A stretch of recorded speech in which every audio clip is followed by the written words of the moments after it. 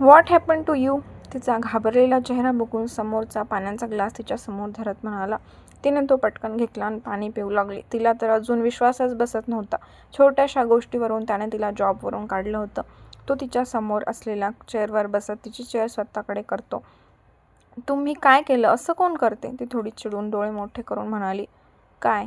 तो खांदे उडवत म्हणाला. त्याने जे केलं त्याला त्याचा कुठलाही पश्चाताप नव्हता. अहो, असं काही कारण नसताना तुम्ही असं कसं कामावरून काढू शकता? तिचं आणि माझं झालं होतं ना, मग तुम्ही तिला जॉबवरून काढायची काय गरज होती का? कारण तरी नीट हवं ना? ती काहीशा रागात म्हणाली. तू त्या मुलीसाठी माझ्याशी भांडत आहेस? त्या मुलीसाठी? कोण आहे ती? तो भुवया आकसून तिच्या चेअरला दोन्ही बाजूने पकडत थोडं पुढे जात झुकत म्हणाला. त्या सारिकासाठी ती आवाज वाढवत त्याच्यासमोर बोलत होती. ते त्याला बिलकुल पटलं नव्हतं. तशी ती गोंधळून किंचित मागे गेली. पण मला ती बोलतच होती की I don't want to waste time discussing what happened and why it happened. My office, my rules. I don't like anybody else's interference in my decision. Anybody's, okay? तो तिच्या डोळ्यात आरपार बघत करारी आवाजात म्हणाला. केबिन नॉक झालं तसं तो जागेवरून उठला. ती तर त्याच्या बोलण्यावर एकदम थंडगार झाली होती. पुढे बोलायला त्याने जागाच ठेवली नव्हती. तिला त्या गोष्टीबद्दल कितीही वाईट वाटलं तरी त्याच्या निर्णयात काळी मात्र बदल होणार नाही हे तो तिला सांगत होता. त्याच्याकडे बघून ती थोडीशी विचारात हरवली होती. अजूनही त्याचा पूर्ण स्वभाव तिला माहीत झाला नव्हता असं मनाला सारखं वाटत होतं. दरवेळी त्याचे नवीन रूप तिच्या समोर येत होते. वेलकम टू द ऑफिस, तो बोलला तशी ती भानावर येत चकित होत त्याच्याकडे बघू लागली. त्याच्या हातात अबोली कलरचे गुलाब असलेला बुके होता. बुके बघून तिच्या गालावर हळूहळू अबोली रंग चढू लागला.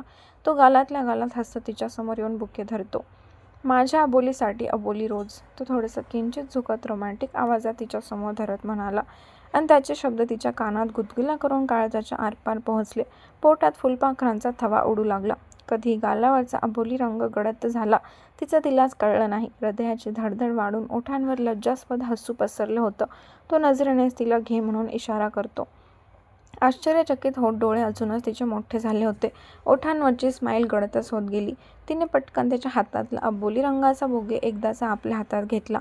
त्यावेळी मन खूपच एक्सायटेड झालं होतं. एकदाचा हक्काचा भरपूर फुलांचा गुच्छ तिच्या हातात आला होता. बस त्यावेळी छोटा निरागस जीव खूपच मोठा झाला होता. त्या कोवळ्या जीवाला एक्सपेन्सिव्ह गिफ्टची गरज नव्हती. गरज होती तर फक्त सुंदर टवटवीत फुलांची. आणि ती फुलं एकदाची तिच्या हाती लागल्यामुळे तिचा आनंद गगनात मावत नव्हता. मोठ्या टपोऱ्या डोळ्यांनी एक्सायटेड होऊन त्या अबोली गुलाबांवरून हात फिरवून बघू लागली. 2 ते 3 वेळा त्या सुवासिक फुलांचा सुगंध तिने आपल्या श्वासात भरून घेतला. अजूनही तिला विश्वास बसत नव्हता की खरंच आपल्यासमोर फुलांचा गुच्छ आहे. 2 वेळा तर बुके हातात येता येता राहिला होता आणि त्यानंतर त्याने कधी फूल तिच्यासाठी आणलीच नव्हती. म्हणून तिने डोक्यातून ती गोष्ट काढून टाकली होती. आणि अचानक विचार न करता जी गोष्ट आपल्याला हवी होती ती भेटली ना, त्यामुळे चेहऱ्यावरची स्माईल कमी होत नव्हती. कबीर टेबलला टेकून हाताची घडी घालून तिच्या निरागस गोंडस चेहऱ्याकडे एकटक बघू लागला. फक्त काही हजार रुपयांचा तो गुच्छ होता, पण करोडोचा असल्यासारखी खुश झाली होती. जेवढी ती बोलायला डेरिंगबाज होती तेवढीच निर्मळ मनाची, हळव्या मनाची होती हे त्याने आज पाहिलं होतं. सारिका तिला किती काही बोलली होती, पण तिने बरोबर तिच्या भाषेत तिला सडेतोड उत्तर दिलं होतं. या जागी दुसरी कोण मुलगी असली असती तर तिला स्वतःचा कमीपणा वाटला असता. पण अवंती सगळ्यांपेक्षा वेगळी होती. ती दुसऱ्यांमध्ये कमीपणा शोधत नव्हती ना स्वतःच्यात कमीपणा शोधत होती. हीच तर गोष्ट तिला जगाच्या वेगळी आणून ठेवत होती. म्हणून तर जगावेगळी त्याची अवंती होती. आज तिच्यावर त्याला खूपच प्राऊड फील होत होता. थँक्यू, किती सुंदर फुलं आहेत. थँक्यू, ती फुलांना आपल्या गालाला टच करत खुश होत त्याच्याकडे बघत म्हणाली. तसा तो हलका हसला. ह्यांचा सुगंध पण खूपच सुंदर आहे. ती बुके नाकाजवळ धरत त्याचा सुगंध श्वासात भरून घेत डोळे बंद करत म्हणाली. तिचा आनंद बघून त्याच्या चेहऱ्यावर खूप मोठा आनंद पसरला होता.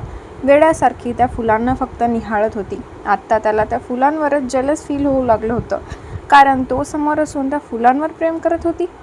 कुठून बुद्धी सुचली आणि फुलं आणली असं एक क्षण त्याला वाटून गेलं. खुश होऊन एक मिठी तरी मारायची होती असं मनातून वाटून गेलं. पण मॅडम उभ्या राहिल्या जागीच उड्या मारत खुश होता. एक पाऊल पण पुढे येऊन त्याच्या शेजारी आली नव्हती. उलट उड्या मारत अजून 3 ते 4 फुटाचं अंतर घेतलं होतं. त्याने हसून किंचित नकारार्थी मान हलवली. मागच्या वेळी ना त्या लाल फुलांचा सुगंध खूप डार्क वाटत होता. ती फुलांना बघत हसत हसत बोलत होती की त्याने एका हाताने तिच्या कोपऱ्याला पकडलं आणि स्वतःजवळ ओढलं. ती बेसावध असल्याने तिला तर त्या क्षणी काही कळलेच नाही आणि त्या धक्क्यातून सावरतच होती की दुसरा एक धक्का तिच्या नाजूक ओठांवर येऊन आदळला. त्याने दुसऱ्या हाताने तिच्या कमरेला पकडून जवळ ओढलं होतं तर ती त्याच्या मिठीत आली होती. त्यामुळे तिच्या हाताची पकड लूज झाल्यामुळे हातातला बुके पडतच होता की त्याने तो पकडला आणि त्याच्या बाजूच्या टेबलवर ठेवून दिला. ती तर फ्रीजच झाली होती. एक तर ती वेगळा विश्वास होती आणि हा तिला दुसराच विश्वास घेऊन जात होता आणि त्या विश्वात पाऊल ठेवतच होती की त्याने तिच्या बगळ्यासारख्या नाजूक मानेला आपल्या हाताच्या पंजामध्ये घट्ट पकडून तिच्या नाजूक गुलाबी ओठांवर आपले डाळिंबी राकट ओठ टेकवले. आणि बस तिथेच तिचं डोकं पूर्ण बर्फासारखं गोठून गेलं.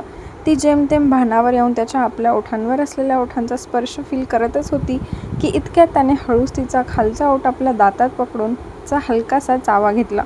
त्यामुळे दचकून तिने आपले ओठ उघडले आणि त्याचाच फायदा घेऊन तो आवेगाने किस करू लागला. त्याचे ओठ अतिशय वेगाने पण तितक्याच प्रेमाने तिचे ओठ आपल्या पकडीत घेऊन त्यांच्यावर मनसोक्त प्रेम करत होते आणि ती त्या स्पर्शाने उत्तेजित होत होती.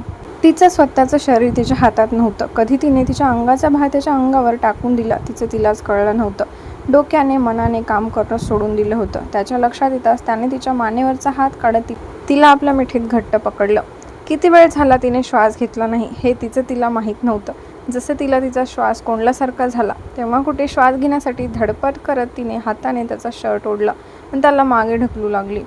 तिच्या अंगाची थरथर त्याला जाणवू लागली. तसं तो पटकन तिच्या नाजूक ओठांपासून लांब होऊन एक दीर्घ श्वास घेत स्वतःच्या श्वासांवर कंट्रोल करत तिच्याकडे बघू लागला. ती पापण्यांची फडफड करत जोरजोरात श्वास घेत खोकू लागली. डोळे पाण्यानं तुडुंब भरल्यामुळे त्याचा चेहरा धुसर दिसत होता. त्याच्या बाजूचा शर्ट तिने अजूनच घट्ट आवळून धरला होता. पूर्ण अंगाशी थरथर होत होती आणि तो काहीसा ब्लँक होऊन तिला बघू लागला. Breath breath take a deep breath तो तिच्या पाठीवर फिरवत तिला शांत करू लागला. ती डोळे बंद करून दीर्घ श्वास घेऊन डोळे उघडून त्याच्याकडे रागाने बघू लागली. डोळे पाण्याने भरलेले आणि लालसर झाले होते. अजूनही तिचं अंग थरथर कापत होतं. त्याचबरोबर वाढलेल्या श्वासांमुळे ऊर वर खाली होत होता. राग आणि भीती दोन्ही सध्या तिच्या डोळ्यात दिसून येत होतं. तो असं काही करेल हा तर तिच्या मनात दूर दूरपर्यंत विचार नव्हता. म्हणजे डोक्यात होता पण मागच्या वेळी त्याने विचारलं तर होतं. तो किंचित भुवया उंचावर तिला रोखून बघू लागला. मी तुला किस करायचं शिकवत होतो. तो मिश्किलपणे हलकं हसत तिच्या गालावर हात ठेवणार की तिने हुंदका दाबून थरथरत्या हाताने त्याचा हात झटकत ओठ दाबून डोळ्यात पाणी अडवू लागली.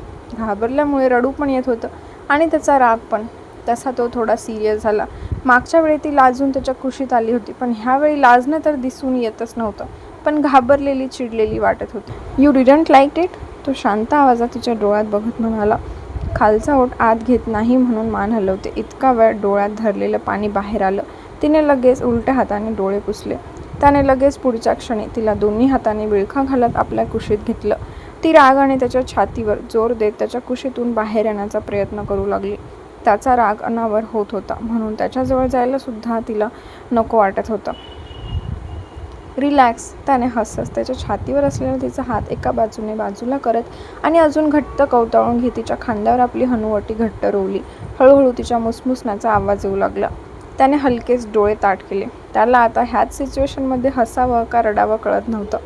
त्याने रडण्यासारखं काय केलं होतं हेच त्याला कळत नव्हतं. मागच्या वेळी स्वतः तयार झाली होती. ह्यावेळी तिला परमिशन मागितली असती तर अर्धा दिवस लाजूनच घालवला असता. मग बिचाराने तिला विचार करायला वेळच दिला नाही. संधीचा पुरेपूर फायदा करून घेतला. हा म्हणजे अजून पूर्ण केस काही झालाच नाही ते दुःख वेगळं. अवंती तो मागे होतीचा चेहरा दोन्ही हातांनी वर करण्याचा प्रयत्न करू लागला तशी ती अजून त्याच्या कुशीत डोके घालून रडू लागली. त्याने मनातच सुस्कारा सोडून एक कपाळावरून अंगठा प्रेस केला. तसं त्याचं लक्ष टेबलवर असलेल्या फुलांकडे गेलं.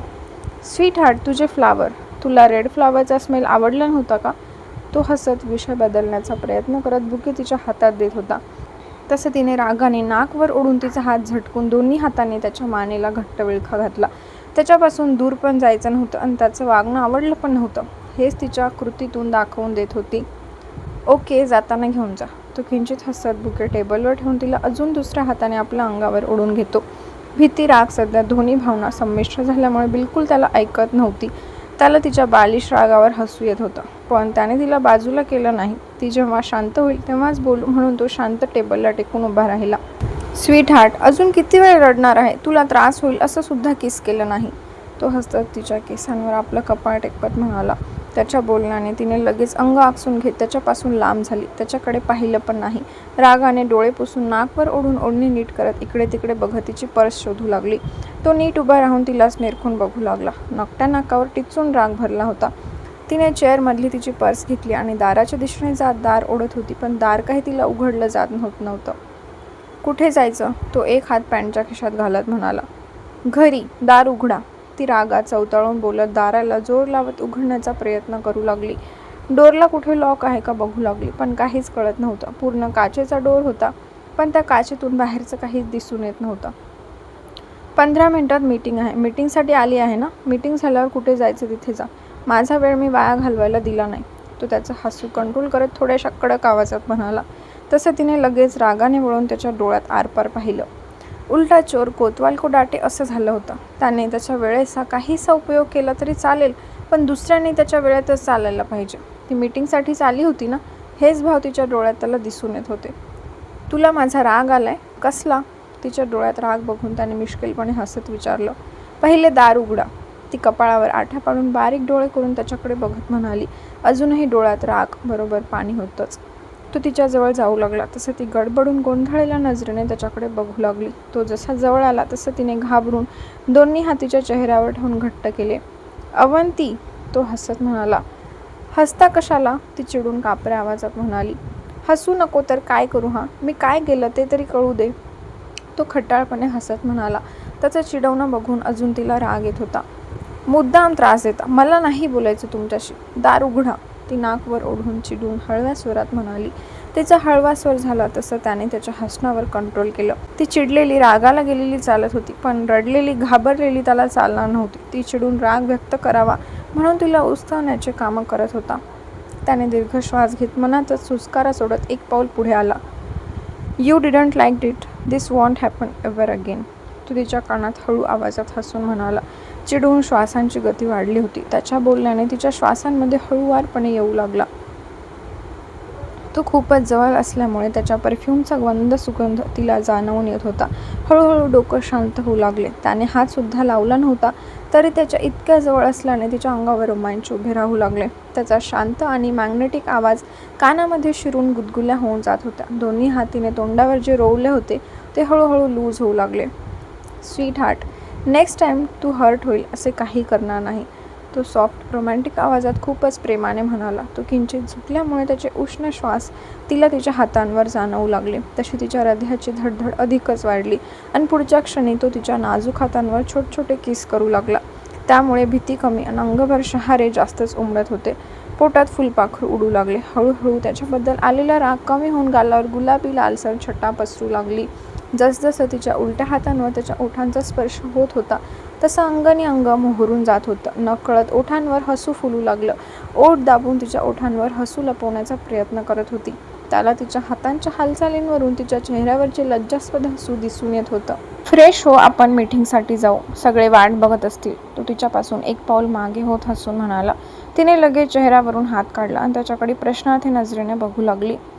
Look at your face. तो नजरेने तिला इशारा करत समोरच्या मोठ्या मिररकडे बघत म्हणाला. तिची नजर मोठ्या मिररकडे गेली तसं तिचे केस विस्कटलेले आणि डोळे लालसर झाले होते. डोळ्यातलं काजळ पसरलं होतं आणि लिपस्टिक तर गायब होऊन त्यावर लालसर रंग पसरला होता. ती गाल फुगवून बारीक डोळे करून खाली बघू लागली. एवढी छान त्याच्यासाठीच आवरून आली होती आणि त्याने तर तिचा अवतार करून टाकला होता. कुठे जाऊ? दार उघडत नाही. ती खालीच बघून चिडून म्हणाली. त्याच्याकडे बघायला नजरच वर होत नव्हती. राग तर नव्हताच, पण लाज वाटत होती. त्यात त्याची नजर एक सेकंडसाठी सुद्धा तिच्या चेहऱ्यावरून हटली नाही हे सुद्धा तिला जाणवत होते. त्यामुळे पोटात गोळा दाटून येत होता. नकळत ओठांची थरथर होत होती. Come with me. त्याने बोलत तिचा हात पकडला तसे तिची नजर त्याच्या हातावर पडली आणि त्याच्या मागे निघाली. थोड्या वेळापूर्वी त्याच्या स्पर्शाला घाबरली होती, पण आता बिलकुल त्याच्या स्पर्शाने भीती वाटत नव्हती. त्याने बटन प्रेस केलं तसं समोर दिसणारा आरसा पूर्ण ओपन झाला. तशी ती चकित होऊन त्या मिररला आणि त्याच्याकडे बघू लागली. तिच्यासाठी तर ती मॅजिकच होती. तिने कधी विचारसुद्धा केला नव्हता की हा मिरर एक दरवाजा असेल. तसं त्या केबिनचा इंटेरियरच होतं. आज जाऊन फ्रेश हो, मी वाट बघत आहे. त्याने बोलत तिचा हात धरत पुढे केलं. ती थोडी पुढे येऊन आत डोकावून बघू लागली. एक छोटीशी आतमध्ये रूम होती. रूम बघून चेहऱ्यावर एक वेगळीच चमक भरली होती. कधी अशा गोष्टी बघितल्याच नव्हत्या, त्यामुळे डोळ्यात नवलाई येणारच होती. तिच्या निरागस चेहऱ्यावरची चमक बघून तो गालात हसला. अवंती, मीटिंग झाली तर दिवसभर तुला ह्या रूममध्ये राहायचं असेल तर राहू शकते, तो हसत म्हणाला. तसं ती गडबडली. आपण खूपच एक्सायटेड होऊन बघत होतो हे जाणवलं. तो किंचित नकारार्थी मान हलवत त्याच्या चेअरवर जाऊन बसला. तिने मागे वळून त्याला एक नजर पाहिलं आणि रूममध्ये गेली. रूम बघून तर ती अगदीच भारावून गेली होती, पण वेळेचं बाण बघून फटकन फ्रेश झाली. पर्समध्ये फक्त काजळ आणि टिकलीचं पाकिट होतं. तेवढंच लावलं तरी तिचा चेहरा टवटवीत दिसून येत होता. तिची नजर तिच्या ओठांवर पडली तसं तिच्या पोटात खड्डाच पडला. लिपस्टिकची गरजच वाटली नाही. त्याच्या ओठांनीच तिच्या ओठांना लालसर कलर दिला होता. अवंती, त्याचा बाहेरून आवाज आला तशी ती दीर्घ श्वास घेत पटकन बाहेर आली. तो त्याचा ब्लेझर घालत लॅपटॉपकडे बघत एका हाताने काहीतरी टाईप करत असल्याचं दिसत होतं. आत्ता वाटत होतं त्याने आपल्याकडे पाहावं, पण त्याचं लक्ष नाही म्हणून मन खट्टू होऊ लागलं. हा चला. त्याला आपण आलेलं कळलं नसेल म्हणून तिचं अडखळत म्हणाली. त्याने नजर वर करून तिला पाहिलं आणि स्माईल देत पुन्हा लॅपटॉपकडे बघू लागला. सध्या त्याच्या डोक्यात दुसरे विचार होते. तिने पण किंचित स्माईल दिली, पण त्याने ते पाहिलं नाही म्हणून ती मनातच थोडी नाराज झाली. त्याने आता आपल्याकडे प्रेमाने पाहावं वाटलं. जेव्हा त्याला वेळ होता तेव्हा तू भाव खात बसली, चिडली, रडली. आता त्याला वेळ नाही तर वाईट वाटत आहे? अशी कशी ग अवंती? जायचं? त्याने लॅपटॉप बंद केला आणि तिच्यासमोर येत विचारलं. तिने मान हलवली. तसं त्याने प्रेमाने तिच्यासमोर आपला हात धरला. ती लाजून हसत त्याच्या हातात आपला हात देते. भीती, लज्जा, एक्साइटमेंट सगळ्या भावना दाटून आल्या होत्या. त्याच्याकडून तारीफ नको होती, पण त्याची साथ हवी होती आणि तीच भेटत होती तर मन अगदीच खुलून गेलं होतं. त्याने काचेच्या दाराला त्याचा अंगठा प्रेस केला तसं लगेच दार उघडलं.